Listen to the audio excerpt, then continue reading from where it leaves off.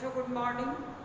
हम लोग आज गीत पढ़ेंगे महादेवी वर्मा। वैसे मैं पढ़ा चुकी हूँ आप लोग को, अब आप लोग तक नहीं पहुँचा है तो ठीक है, एक बार और। गीत है चिर सजग आँखें नींदी आज कैसा व्यस्त बाना जाग तुझको दूर जाना।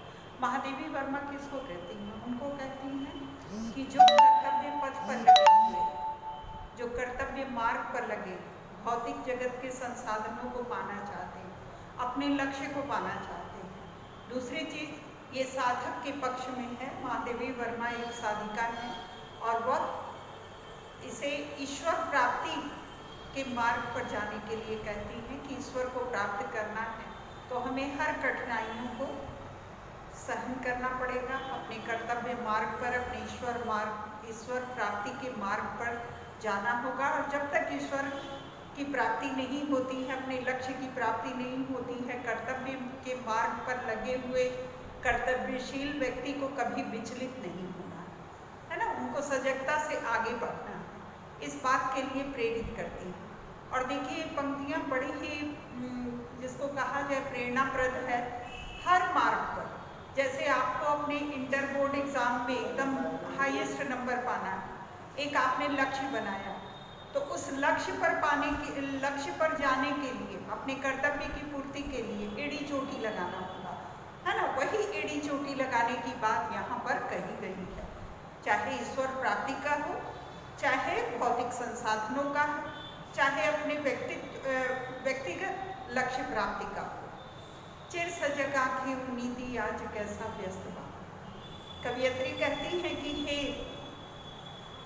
पथिक, है ना, चिर सजग, जो तेरी मतलब चिर मने सदैव। चिर का अर्थ क्या होता है? सदैव। सजग मतलब जागरूक रहने वाली जो तेरी आंखें थी, आज नींदी अवस्था में क्यों? आज आलस्य से भरी हुई क्यों है? और तेरा जो ये परिधान है, आज कैसा व्यस्त बाना। बाना मतलब क्या होता है? परिधान, वस्त्र, बाना, वस्त्र। आज तेरा वस्त्र अस्त व्यस्त क्यों है? ठीक है, जो कि हमेशा तू सजग रहने वाली तेरी आंखें थी, तेरा व्यक्तित्व तो सजगता से परिपूर्ण था, चैतन्य था। आज तू आलस्य से भरा हुआ क्यों है? तेरी आंखें नींद से भरी हुई क्यों है? तेरा जो वस्त्र है वो अस्त व्यस्त क्यों है? जाग तुझको दूर जाना। हे पथिक, तुझे तो अभी बहुत दूर जाना है ना, तुझे रुकना नहीं है। और ये अस्त व्यस्तता तेरे लिए उचित नहीं है। अचल हिमगिरि के हृदय में आज चाहे कंप होले। अचल हिमालय कहा जाता है, तो ये जो दृढ़ता है, अचल हिमगिरि के हृदय में आज चाहे कंप होले, कहने का मतलब यह है कि हिमालय तो अचल रहता है, अडिग रहता है, दृढ़ रहता है, उसमें कंपन नहीं होती, है ना। तो आज विपरीत परिस्थितियां क्यों ना आ जाए, अचल हिमगिरि के हृदय में आज चाहे कंप होले, आज चाहे वो कांपने लगे, जबकि हिमालय कांपता नहीं है, वो तो दृढ़ है, दृढ़ता की प्रतिमूर्ति है ना। और आज हिमालय पर, हिमगिरि, गिरि मने पहाड़ पर्वत और हिम मने हिमालय, तो आज अचल हिमालय के हृदय में चाहे कंपन होने लगे, वो अधीरता से कंपित होने लगे, है ना। या प्रलय के आंसुओं में मौन अलसित व्योम रोले। आज तो तेरी जो दृढ़ता है ना, जैसे हिमालय में दृढ़ता है, तेरे हृदय की दृढ़ता आज कंपित होने लगे, ये सोचने लगे तो कि पता नहीं मेरा लक्ष्य प्राप्त होगा या नहीं, है ना। या प्रलय के आंसुओं में मौन अलसित व्योम रोले, या प्रलय कालीन जो आंसू है, माने आंसू निरंतर आंखों से आंसुओं की वर्षा हो रही हो, है ना, मौन अलसित व्योम रोले। और आलस्य से भरी हुई, है ना, तेरी जो आंखें हैं वह क्या हो, निरंतर आंसुओं की वर्षा करने लगे। अर्थात व्योम से, जो कि रुका हुआ व्योम है, वह क्या है, वो आंसू रूपी वर्षा करने लगे या वर्षा होने लगे, है ना। मौन अलसित व्योम रोले।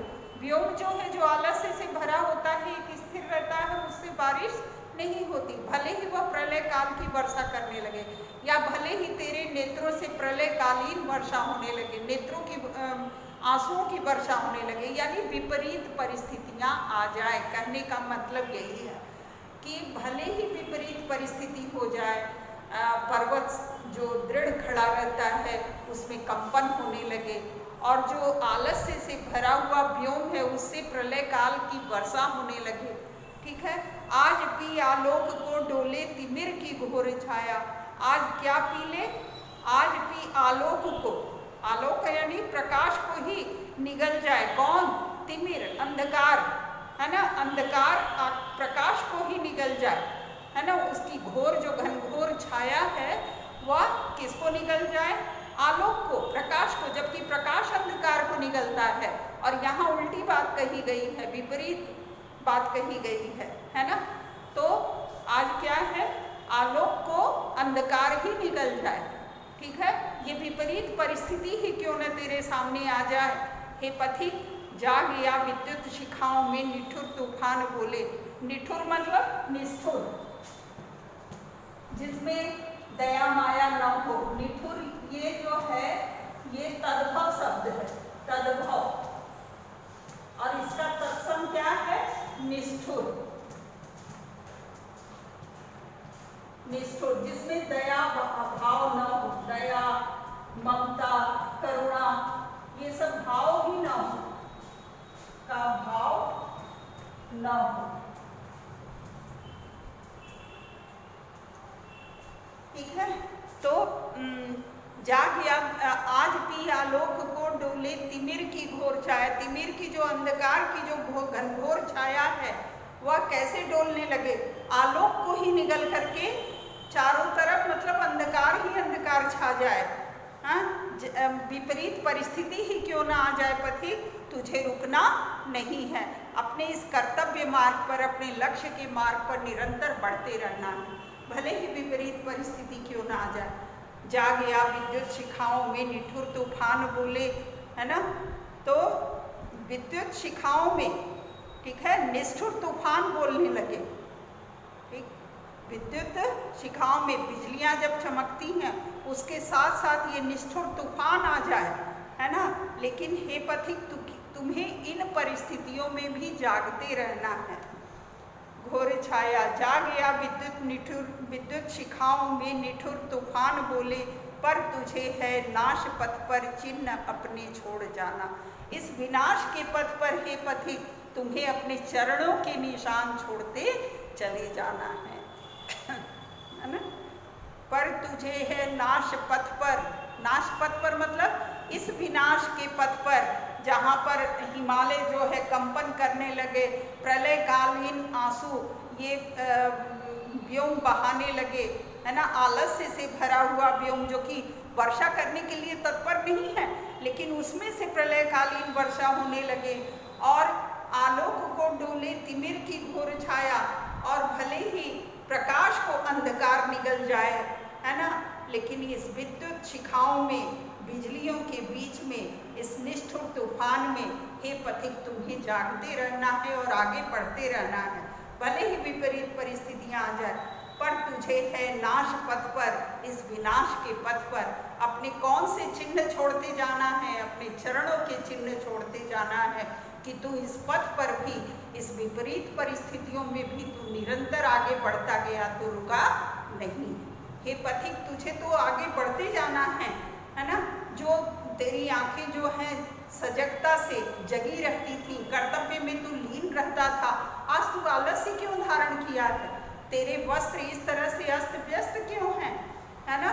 हे पथिक, तुम्हें तो अभी बहुत दूर जाना है अपनी मंजिल प्राप्त करने के लिए, अपने लक्ष्य को प्राप्त करने के लिए, तुम्हें जागना नहीं है। तो बेटा, ये आपके भी जीवन में ये बातें आ रही हैं, है ना। अभी आपको अपने मंजिल को पाना है, अभी आलस्य धारण नहीं करना है, अपने कर्तव्य पर लगे रहना है। कितनी उम्दा पंक्तियां हैं, ये आपके जीवन को चरितार्थ करने के लिए पंक्तियां आई हुई हैं। इस पर आप विचार करिए कि ये मेरे पाठ्यक्रम में इतनी अच्छी पंक्ति क्यों दी गई है, आपको जागरूक करने के लिए। जो कभी कभी आप आलसी बन जाते हैं, पढ़ने में मन नहीं लगता है, ये पंक्तियां आप 2-4 बार दोहरा लीजिए, देखिए आपके जीवन में सजगता आ जाएगी, चैतन्यता आ जाएगी। ठीक है, तो इतना हम लोग पढ़े हैं और इसके बाद की पंक्तियां आपके पास थी, ठीक है। अंतिम पैरा क्या है, कन्न ठंडी सांस में अब भूल वह जलती कहानी।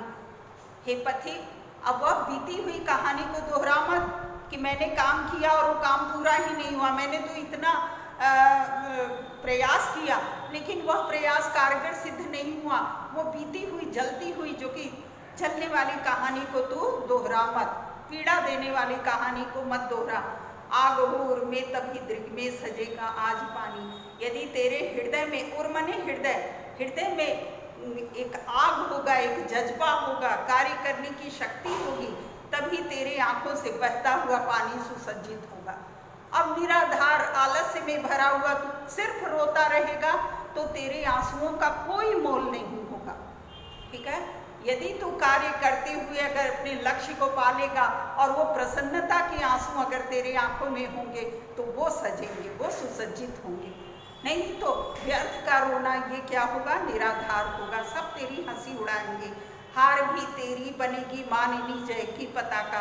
तेरी हार भी, यदि तू लक्ष्य प्राप्त नहीं कर पाया, अपने गंतव्य तक नहीं पहुंचा और तेरी पराजय होती है तो भी हे मानिनी, हे स्वाभिमानी पुरुष, है ना, हे स्वाभिमानी महिला, हे स्त्री, तेरा कभी क्या होगा, जय की पताका होगी, वो तेरा जय का झंडा होगा।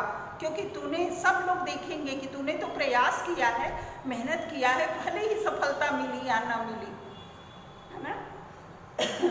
राख क्षणिक पतंग की है अमर दीपक की निशानी। एक उदाहरण देते हुए कवयित्री कहते हैं कि पतंगा क्या होता है, दीपक के प्रेम में जल मरता है लेकिन उसकी राख उसी के साथ होती है। और उस राख को देख करके लोग कहते हैं कि देखो पतंगा जो है, फतिंगा जो है, दीपक के प्रेम में जल मरा। तो उसकी कहानी आगे भी दोहराई जाती है। इसी तरह यदि तू लक्ष्य प्राप्ति के लिए आगे बढ़ा है और मान लो लक्ष्य नहीं मिलता है तो भी लोग वो तेरे विजय गान ही करेंगे कि चलो प्रयास तो किया, है ना। राख क्षणिक, क्षण भर में पतंगा जल मरता है लेकिन अमर दीपक की निशानी, वही दीपक की अमर कहानी बन जाती है, निशानी बन जाती है। जो राख होता है उसे देख करके लोग तेरी कहानी कहते हैं।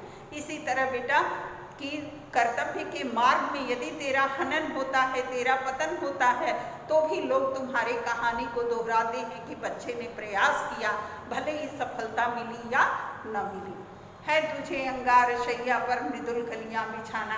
तुझे तो अंगार शैया, अंगार रूपी शैया पर यानी विपरीत परिस्थिति पर तुझे मृदुल कलियां बिछाना है, तुझे अनुकूल एक वातावरण बनाना है ताकि तू सफलता के मार्ग तक पहुंच सके।